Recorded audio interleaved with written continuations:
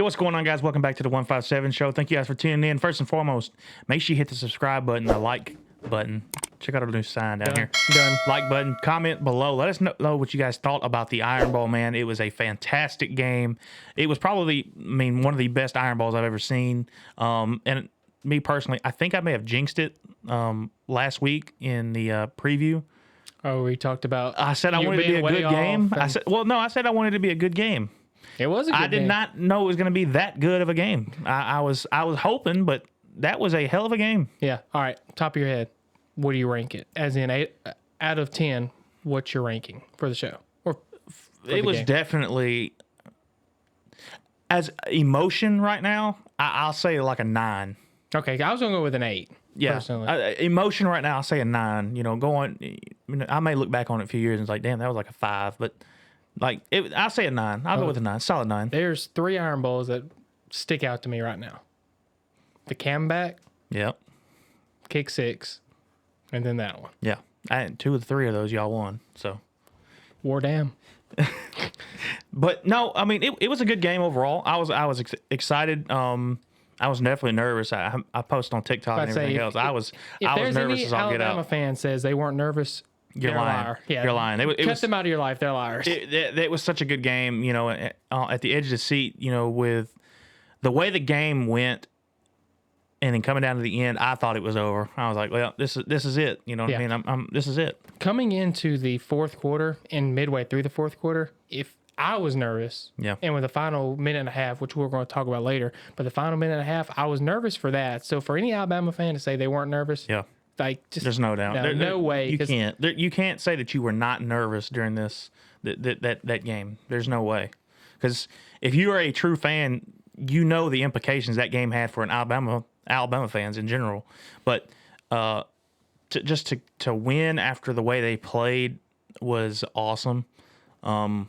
My boss was actually at the game, and he said it was loud. Like, it was loud. So, and I don't want to skip around too much, but I was talking with a coworker today about the game and how she said that there were the last 3 times Alabama has went to Hare, there's been X amount of penalties, and it's always been the worst. Yep. But I think, and I didn't disagree with her outright, but I'm gonna say this to you and to the fans here. The reason that there's so many penalties occurring there is because of the loudness of the stadium. Yeah, it's loud.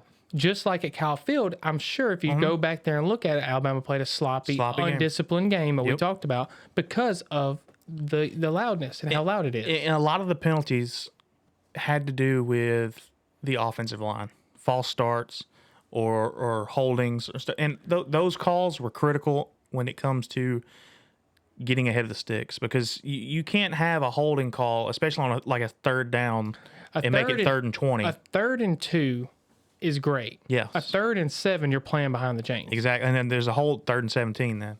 Yeah. It's... Yeah, you can't win games that way.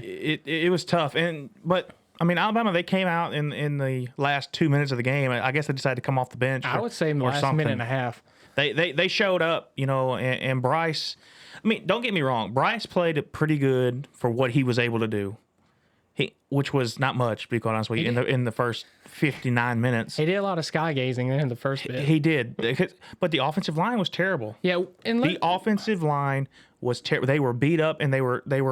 To be quite honest with you, Auburn dominated the line of scrimmage. So do you want to dive into the O-line stuff now? Yeah, let's just dive into that. Okay, well let me scroll down then. So because I don't know the players. The right tackle, the right side of the line was awful. Right side's the weak side. That's where we've had problems all season long. Straight dog doo-doo, folks. Yes, it's terrible. That's straight dog doo-doo. It's terrible.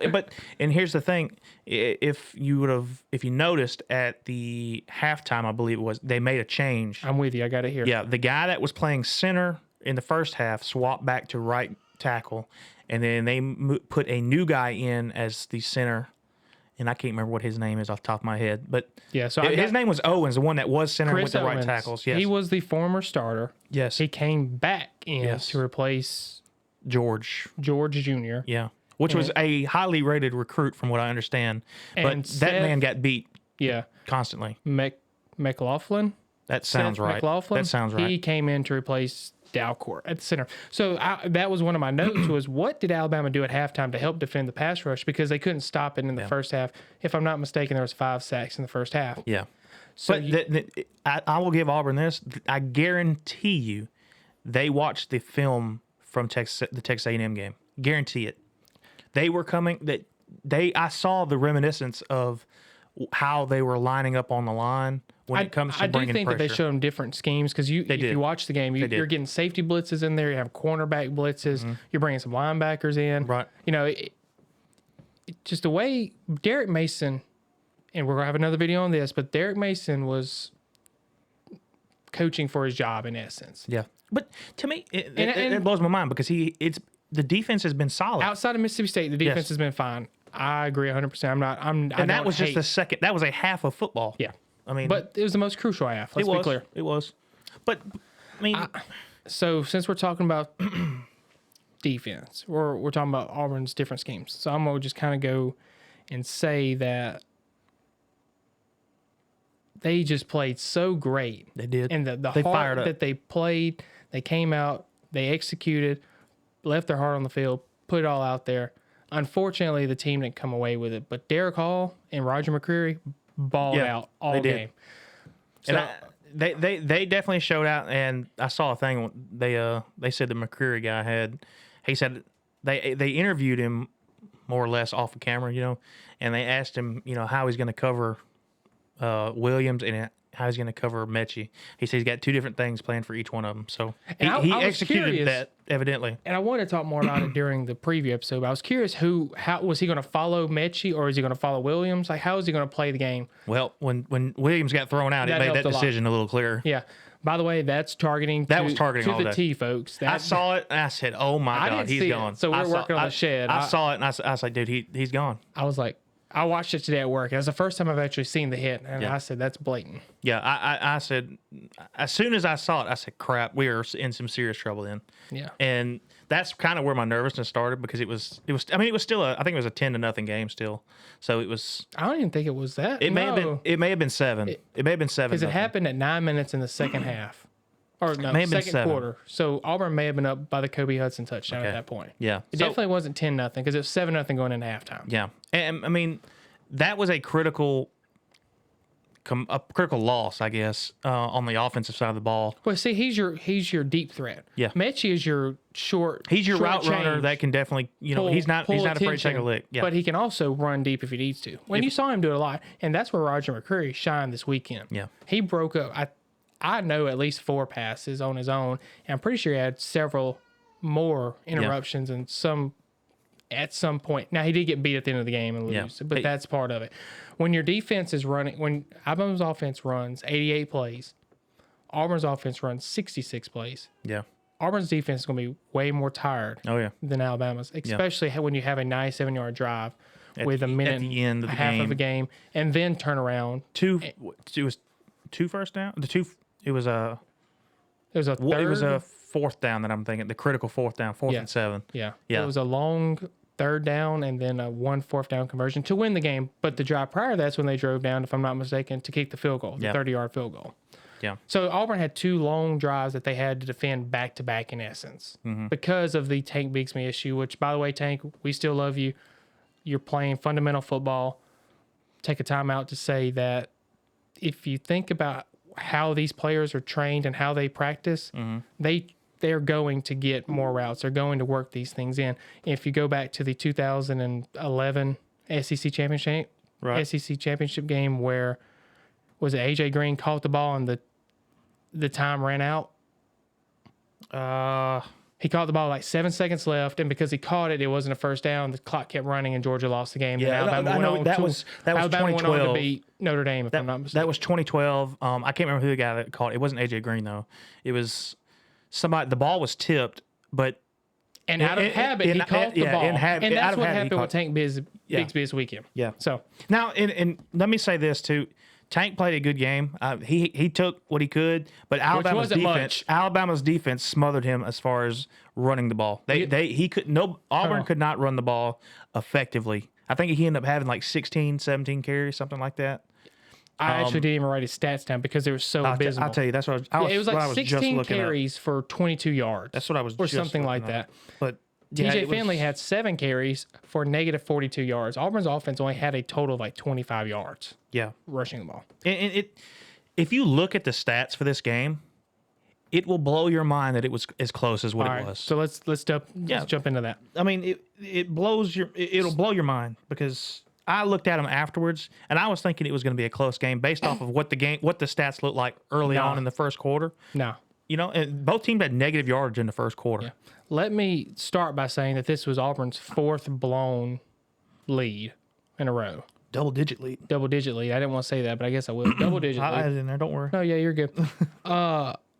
So I'm gonna name off 2 sets of yards, or almost 2 sets of stats, and you just tell me at the end of this who column A or column B who it is. Total yards 159 versus 381. Passing 137 versus 317. Sacks 7 versus 6. Penalties 7 versus 11. Now column A is one team and column B is another team. Mm-hmm. Who do you think won that game? Oh yeah, no doubt it would be the 300-something yard. All right. What do you think the final? By a long shot.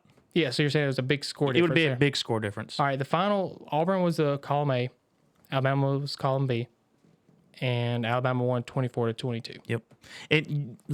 So tell me that. That right there blows my mind. That's a mind-blowing stat. This based off these stats, let me tell you what the critical player was on Auburn.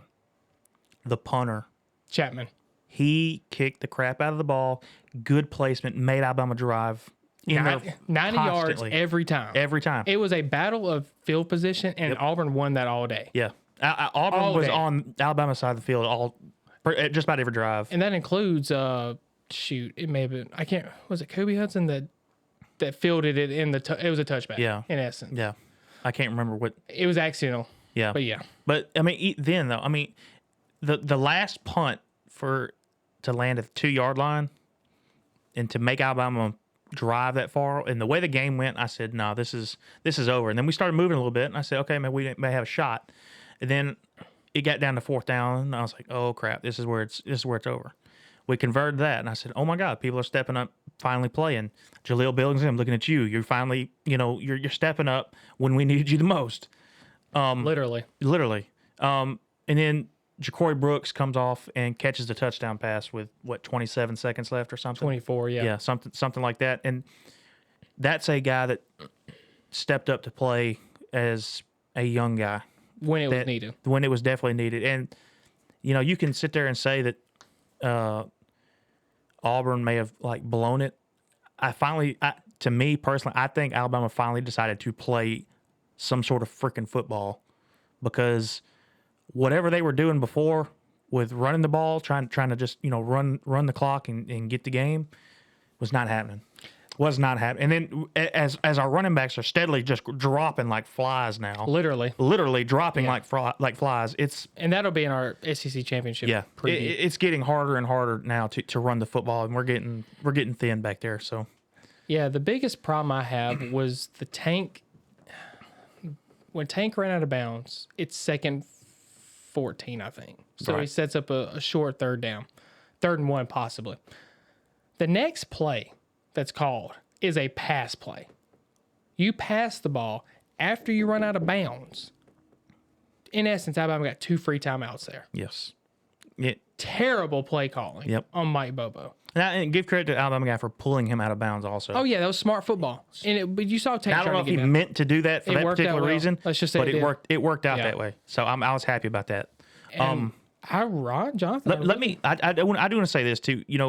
For Finley to come into the game and do what he did, and then get hurt and still continue to make plays the way he did, I was pretty. I don't want to say ecstatic because I'm on the other side, but it was pretty tough to see him do that. Mind you, the dude's 245 pounds. He's carrying it around all that weight him hobbling on his ankle. I mean, I saw him hobbling out there. But let me tell you this. Auburn, the game never should went to 4 overtimes. Yep. I don't want to talk about the overtime rules. Everyone's fussing about that. Now, let's go to the first overtime, where I think it's the first, where Auburn scores. No, that may have been the landing king. It may have been the second Okay. overtime. The one-handed catch was the landing king. I think that was the first overtime. Good catch, by the Second way. one, amazing. The second play, the second overtime, it was a Shanker throwback where they kind of rolled Yeah, out yeah. The something. Lutz and Kirkin thing that the announcers called. Yeah, sort of. Yeah. They should have done that in the first. First overtime. Yeah, Yeah. You should have, to me, called your best play. right then and there. Right then. Go big, go home. If it works, The momentum was on your side after you scored that touchdown, and I think you should have went for it that's where I'm. if you was going to win. That's now, my as an Alabama. That's me as a non-biased fan. Yeah, That's what that should have happened. yeah, and I think Auburn would have won the game right then and there. Yeah. Go it's big or possible. go home. I don't know. I don't want to say they would have won, but I don't know. That's a battle of what ifs. Because I mean, Well, didn't Alabama have the ball first though? no Oh, time. Yes, Alabama scored. don't. Yes, Alabama scored.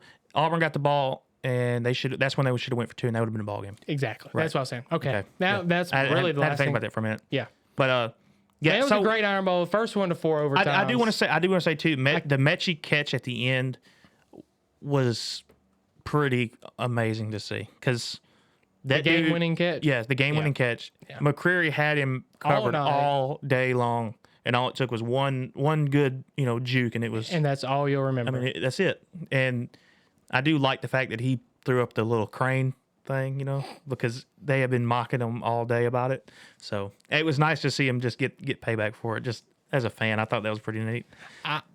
I'm not mad. It is what it is. Auburn, I texted you. Even if we I'm not lost- upset. I'm not mad about anything besides some bad play calling. But as a whole, I'm not mad. A- performance. Yeah.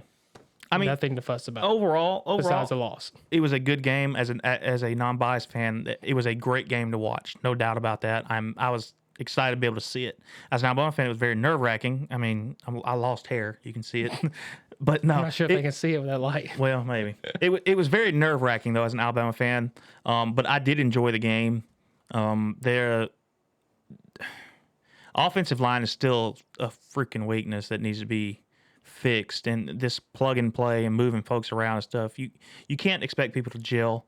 That's But putting duct tape over a hole in a boat. It needed it. In the second half, it was definitely needed that we need somebody else at right tackle because that guy George has gotten beat.